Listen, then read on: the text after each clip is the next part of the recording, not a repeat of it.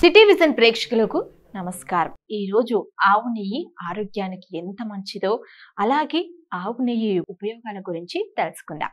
ఒకటవది, ఆవు నెయ్యి 2 ముక్కు రంధ్రాల్లో వేసుకుంటే మెదడు బాగా పనిచేస్తుంది, మతి భ్రమణం తగ్గుతుంది. రెండవది, ఆవు నెయ్యి 2 ముక్కు రంధ్రాలలో వేసుకుంటే ఎలర్జీ తగ్గుతుంది. మూడవది, ఆవు నెయ్యి 2 ముక్కు రంధ్రాల్లో వేసుకుంటే పక్షవాతం తగ్గుతుంది. నాలుగవది, సెరబల్ పాలసీలలో ఎంతో లాభం లభిస్తుంది. ఐదవది, ఆవు నెయ్యి 2 ముక్కు రంధ్రాల్లో వేసుకుంటే మంచి నిద్ర పడుతుంది. అలాగే ఆరవది, ఆవు నెయ్యి 2 ముక్కు రంధ్రాల్లో వేసుకుంటే మైగ్రేన్, తలనొప్పి మాయమవుతుంది. ఏడవది, ఆవు నెయ్యి 2 ముక్కు రంధ్రాల్లో వేసుకుంటే కోమ నుండి బయటపడవచ్చు. ఎనిమిదవది, ఆవు నెయ్యి 2 ముక్కు రంధ్రాల్లో వేసుకుంటే మెదడు శక్తివంతంగా పనిచేస్తుంది. తొమ్మిదవది, ఆవు నెయ్యి 2 ముక్కు రంధ్రాల్లో వేసుకుంటే జుట్టు ఊడటం తగ్గి కొత్త జుట్టు వస్తుంది. పదవది, ఆవు నెయ్యి 2 ముక్కు రంధ్రాల్లో వేసుకుంటే జ్ఞాపక శక్తి పెరుగుతుంది. 11వది, 20 నుంచి 25 గ్రాముల ఆవు నెయ్యితో కొంచెం పాతి బెల్లం కలిపి తినిపిస్తే భంగు, గంజాయి, మత్తు పదార్థాల మత్తు వదులుతుంది.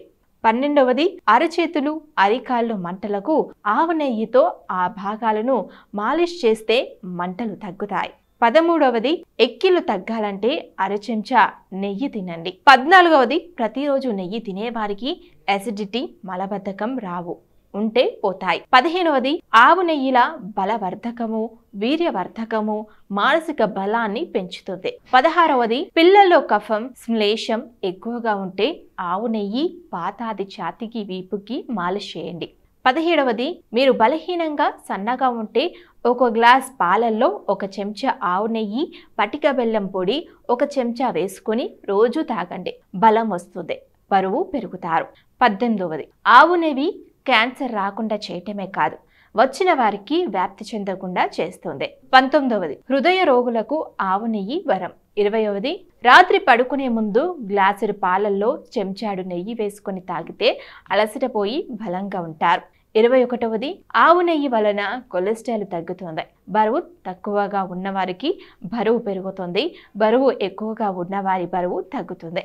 22వది, ఆవు పాలు గ్లాసుడు తీసుకొని అందులో పంచదార పొడి, దీనిని బూర అంటారు, మిరియాల పొడి వేసుకొని తాగితే మీ కంటి సమస్యలు తగ్గుతాయి. ఎన్నో లాభాలను ఇస్తున్న గోవులను రక్షించుకొని వాటి పాలు, పెరుగు, నెయ్యి, మూత్రం, పేడల ద్వారా లాభాలను పొందుతాము. మరొక భాగంలో మరికొన్ని విషయాలలో మళ్ళీ కలుద్దాం.